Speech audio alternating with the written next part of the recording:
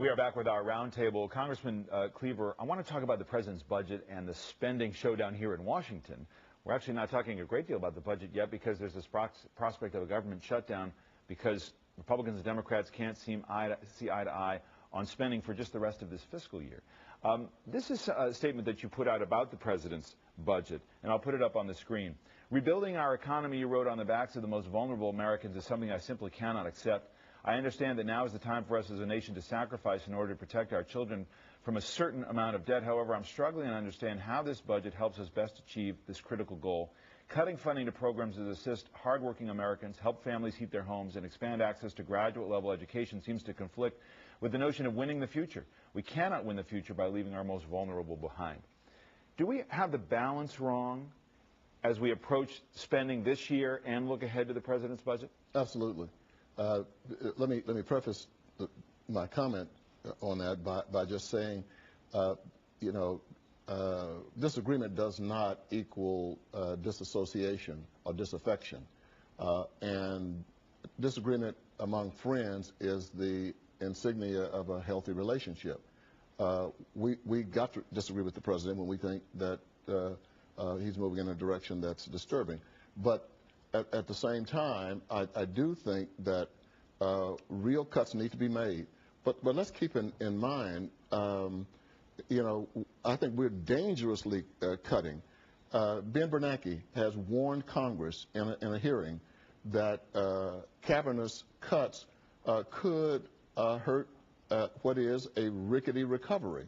And Goldman Sachs, in an analysis released last week, said that even if the proposed cuts are reduced to $25 billion for the first year and $50 billion for the next year, that it would still create a 1% cut in economic growth of the GDP. But Lawrence, there is a stopgap measure that looks like it'll head off a shutdown. But then the president's still going to have to engage on the fact that Republicans and Democrats are far apart on these huge cuts Republicans want for this year. They are. It looks like they're going to avoid this Friday's possible shutdown and have a 2-week extension. They seem to have agreed on that by John Boehner basically taking the cuts the president has identified in the future and saying, let's start doing them now. That's the cut package that they will include in their ongoing resolution. But the problem with this dialogue is it all begins after our failure on recognizing what the top tax rate burdens should really be.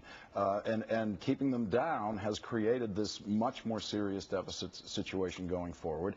We've been ignoring for years the reality of what has happened in the super rich level of income in this country. We should have several higher top tax brackets. It shouldn't stop at a couple of $100,000. We have incomes, we have shortstops making $15 million who are paying the same tax rate as, 2 UCLA married professors. This is outrageous. We have people on Wall Street in deals making $300 million in a day, and they pay that same top tax rate as people making a couple $100,000. And so we're ignoring this massive revenue possibility in the high end of incomes in this country. As this debate goes on, Kim, you can respond to that, but I also want to talk about another threat to the economy that is coming from the events that we're talking about in the Middle East. I thought this cartoon by Jim Margulies captured it, a syndicated cartoonist.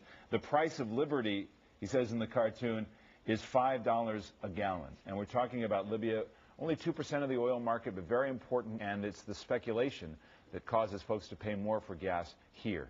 How does this imperil our economy? No, that is the real problem, is speculation at the moment. As you said, Libya is 3% of the oil market, and you've already had the Saudis come out and say, we can replace the oil that's not coming out of Libya.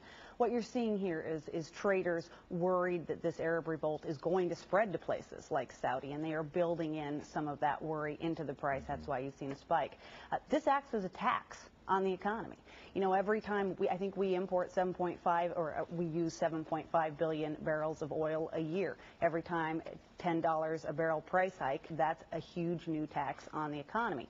Now, some of this, by the way, I should point out, isn't just Libya and speculation. We're also seeing in here part of Ben Bernanke's quantitative easing and inflation working its way into oil prices as well. We're also seeing, David, the administration's energy policy, which is driving down American oil production.